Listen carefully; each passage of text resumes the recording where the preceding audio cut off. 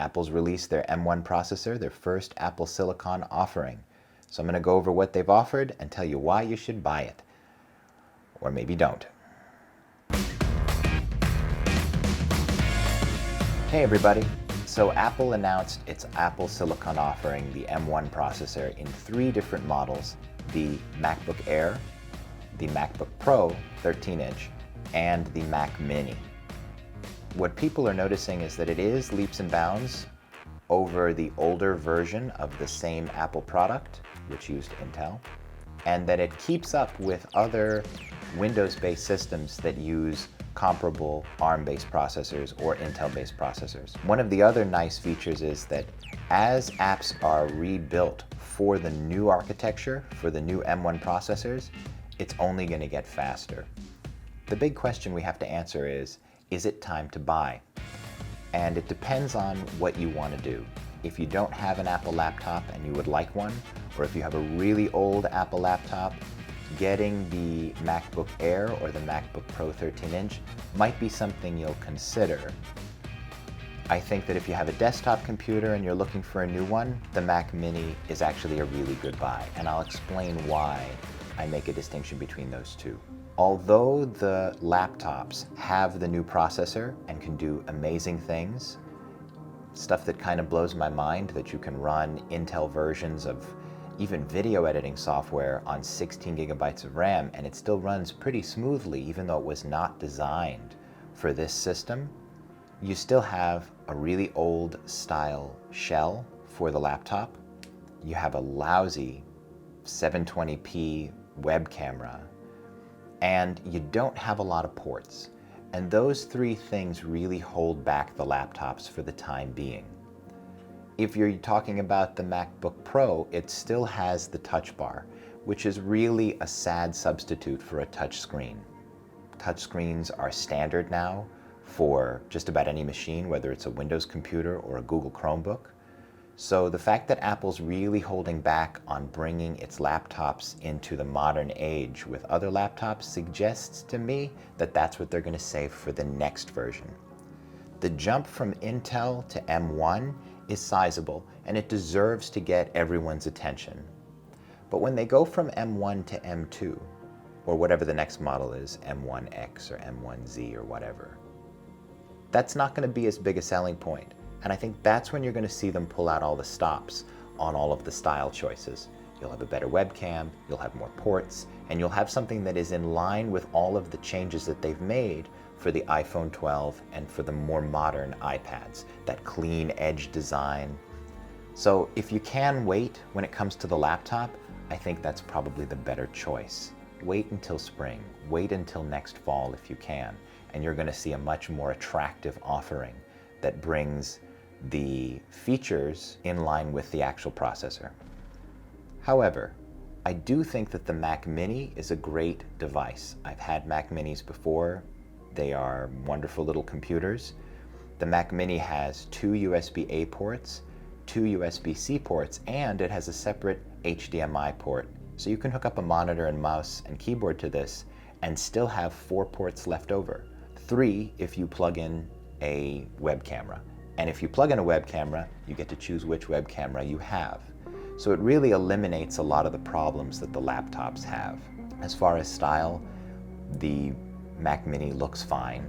It's an attractive little machine, and it already has the flat edges all the way around. If you get a Mac Mini with an M1 processor, I'm pretty confident that it's going to do well by you for years to come. That M1 processor really has a lot of juice in it, especially when it's hooked up to a fan, the way the Mac Mini and the MacBook Pro have it set up. It can really do a lot of work, and it can do it for sustained periods of time.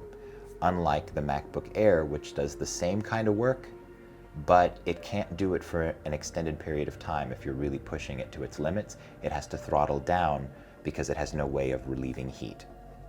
I also suspect that their next model in spring, the next model of M1 Apple computer, will probably be the iMac. And I think that's where you're going to see the first shift towards a new style. The iMac has had the same sort of bowl shape, silver with a chin, for quite some time. and I think this would be their time to bring out something that really amazes customers. Especially since the M1 won't be new anymore. They could come out with a device that would really rival the Windows Surface. Now, this isn't based on any rumors, this is me just hoping.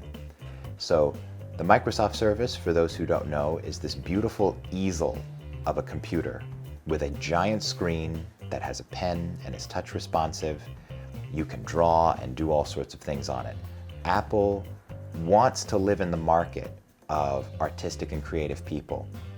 So I suspect that the next big desktop is going to be the iMac 2021 with M1 processor and all sorts of artistic features and a much better edge-to-edge display. For a long time, I've looked at that Microsoft Surface computer and I've really wanted the screen and all of its interface features.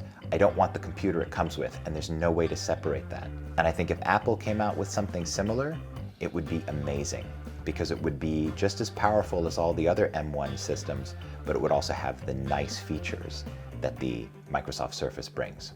One of the other things that I find a little frustrating about these new M1 offerings is the inability to upgrade RAM. You get either 8 or 16 gigabytes, and that's it. And although that's fine for running the system normally, they're showing people doing 3D and video editing, and I can easily see some of those projects potentially gobbling up all of that RAM. Part of the power of the M1 processor is that everything is built in and all the memory is attached to it. So once you choose that RAM, you can't change anything. I'm hoping that the next version of the M1 will have a 32 gigabyte or 64 gigabyte option. That really also helps it become a lot more future-proof. Now that Apple has control over the chip, over the products that are sold, and the operating system, they're able to make changes year over year that will cause those devices to become more and more useful. They're way out ahead of the pack. In order for Microsoft-based machines to catch up, you're going to have to see Microsoft produce a version of Windows that's widely adopted, that is ARM-based. Intel and AMD are going to have to make those ARM processors. And companies like Dell or Hewlett-Packard are going to have to produce a product that uses all of that and does it smoothly. And I think getting all of those different companies to coordinate is going to take time. It'll happen, but Apple has really leapt ahead, and it's going to be a while before they can catch up. I think also because of that, a lot of people are going to shift over to the Apple ecosystem, which is really what Apple wants. They really want to get you into their network of services. So what do you think? Are you interested in getting one of their laptops, or would you rather wait? How about the Mac Mini? Does it seem like it's attractive to you? Let me know in the comments below. Give me a like and subscribe, and I'll make more. See you next time.